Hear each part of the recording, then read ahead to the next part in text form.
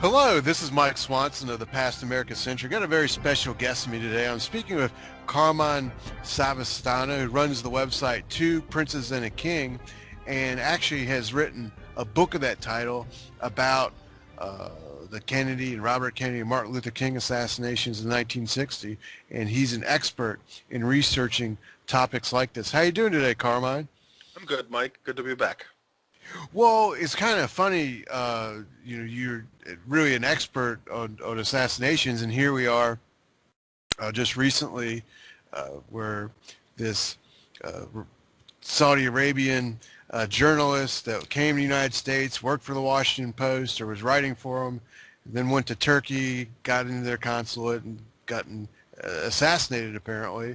Of course, this has been the news everywhere. And one of the sort of messages I get from hearing this on mainstream television is this is just outrageous, and it is outrageous. But it's sort of the implication is we would never, or the United States government would never do such a thing. The Turkish government would never do such a thing, apparently. But you've actually uncovered some a government assassination guide written by the CIA from the 1950s, which is just absolutely crazy. Yeah.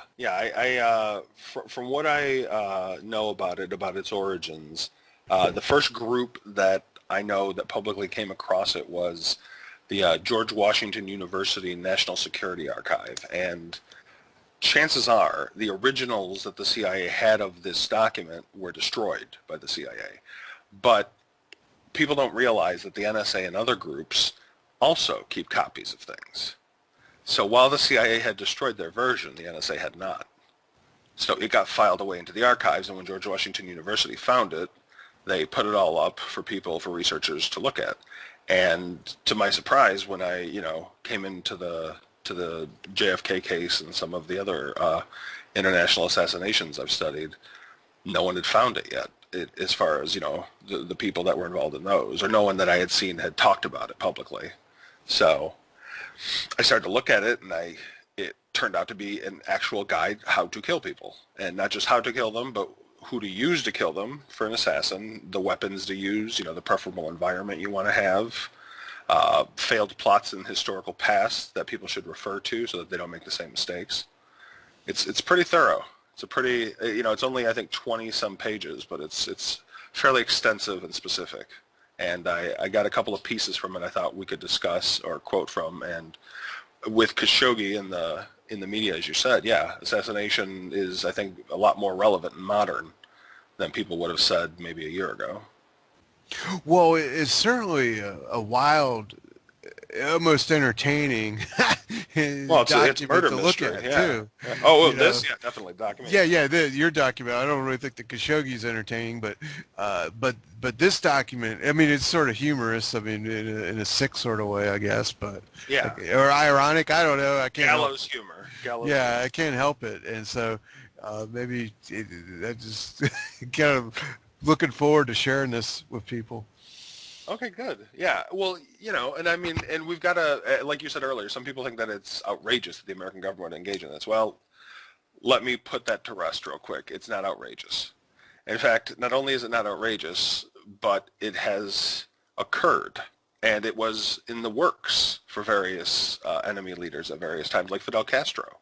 The CIA and the Mafia and the Cuban exiles and the U.S. government all launched dozens of plots, sometimes collaborating to kill Castro, and they all failed. So essentially billions of dollars and thousands of man hours and lives were lost. And he lived and died of old age. So there's also the fact that it doesn't always work. And if you can get discovered doing it, as is currently going on with Khashoggi, then you have the blowback to deal with as well. So assassination, I would think, I just think we've got to consider a lot of things. For instance, like the blowback. Blowback or backlash would be the greatest threat to any nation employing, publicly condemned tactics. In the related CIA guide in the study of assassination, it warns that murder is not morally justifiable. Mm. Self-defense can be argued if the victim has knowledge which may destroy the resistance organization if divulged. But assassination of persons responsible for atrocities or reprisals may be regarded as just punishment. But killing a political leader whose burgeoning career is a clear and present danger to the cause of freedom may be held necessary, but it cannot be employed with a clear conscience. Persons who are morally squeamish should not attempt it. So you have to be a certain mindset, definitely, to be an assassin. But anybody can be an assassin. You just have to be motivated. Well, one thing about the document is, or the guide, is that it wasn't about Castro. And No, there's a, Castro. it was before Castro, and it looks like it's connected to something called Operation PB Success, which was the CIA's overthrow of the government of Guatemala, which was actually a successful operation. But They picked the right name on that one. yeah, they certainly did. But I don't know if they actually assassinated people during the operation or what exactly this document, how it was used. But it certainly is it's got some interesting statements in it, that's for sure. Oh yeah. Well, kind of like what happened with Khashoggi. Similar in other instances of assassination that are referenced in the guide and elsewhere. The assassination has to be concealed, it has to be denied, or has to be blamed on others. If the actual perpetrators arise or suspicion arises, the usual answer for officials is to attempt to cover up the facts. We see this every time. You were mentioning JFK, MLK, RFK. Cover-ups in every case. It's always, the CIA even came out eventually with JFK and said it was a benign cover-up. They were trying to cover up peripheral illegalities, which could be true, but it could also be true that there's other things that they're trying to cover up as well. Or it could be true that, like what the Saudis are claiming right now, rogue agents could have been acting. So, and all that can exacerbate the problem. And doing a cover-up can turn a bad situation into a horrible fiasco.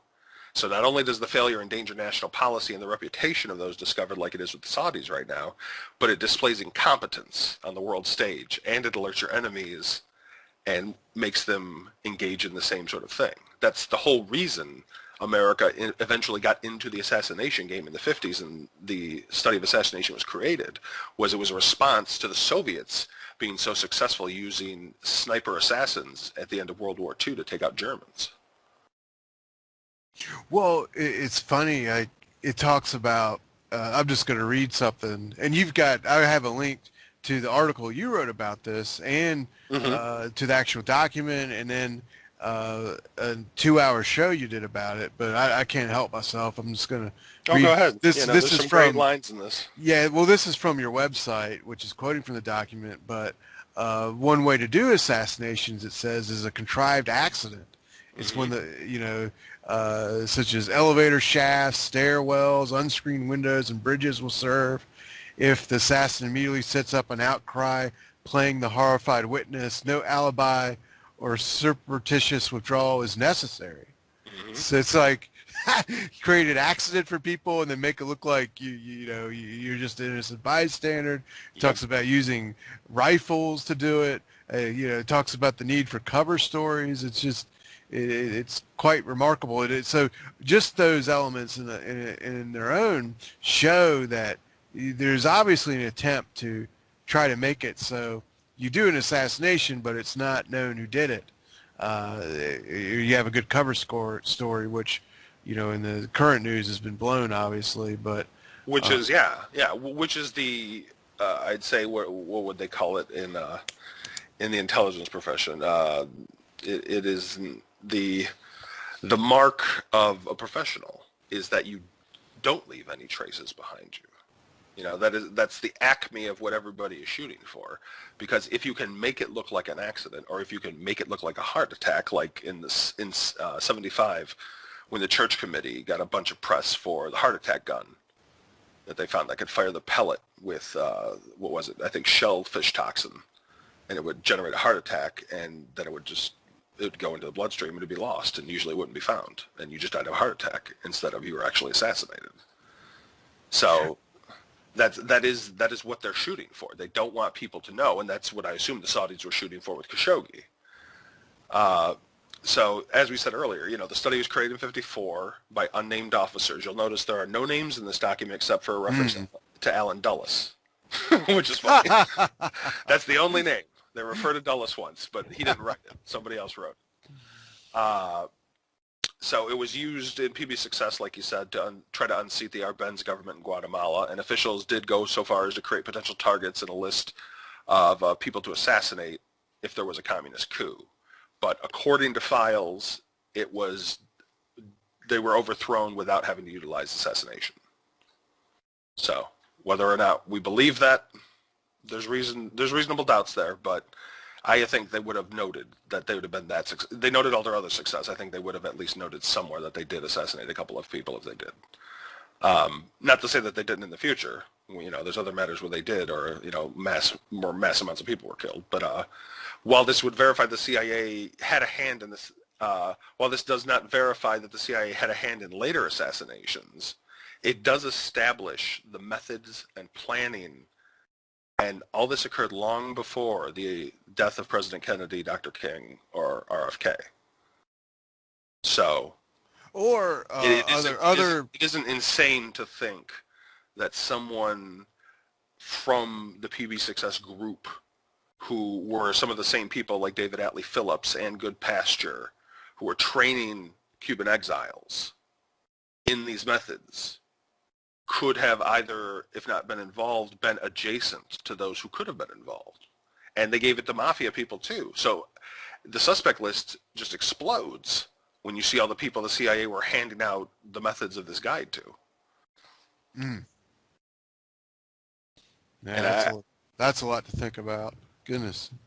Yeah. I mean, if it was just the CIA, we might have a shot. But when you add the CIA, if we really want to get the NSA, because they had a copy. So all the other intelligence agencies too, the FBI, I'm sure, got their hands on a copy at some point, whether it was trading with the NSA or somebody else. Yeah, and then you throw in all the Cuban exiles. There's hundreds and hundreds of people right there, all more than willing to kill people to get a Kennedy. And Castro, for that matter.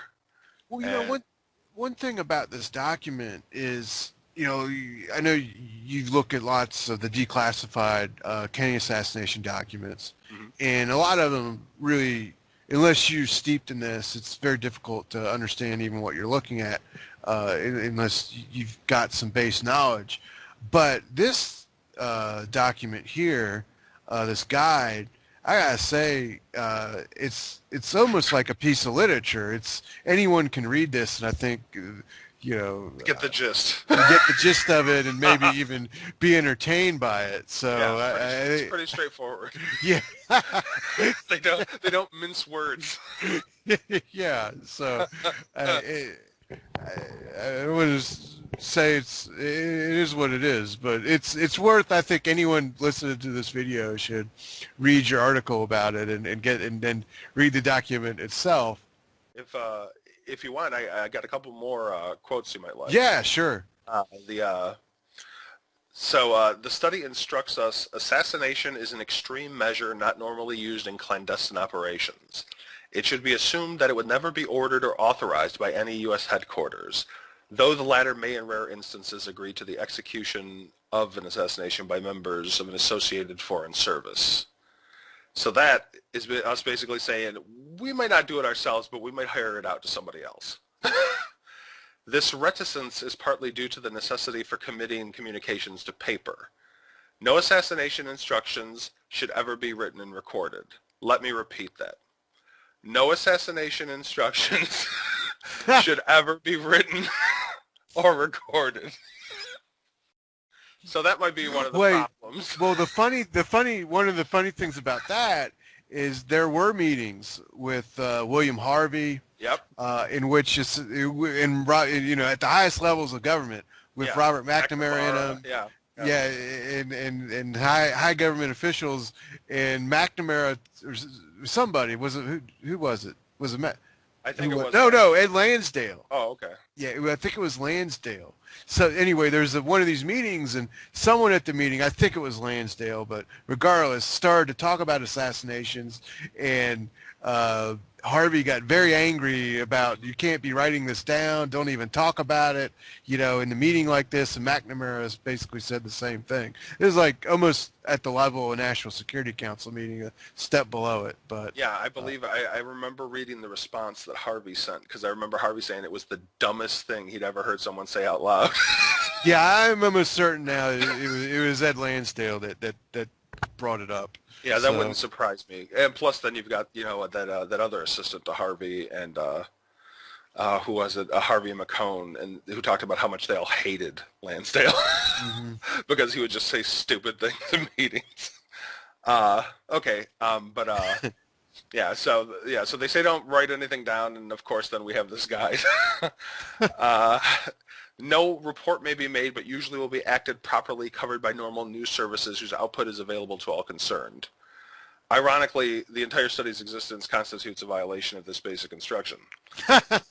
It's a striking classified admission, and perhaps among the most reasonable portions of the document. Indeed, there is no moral justification for preemptively murdering people, nor should any trace of the operation exist for later discovery.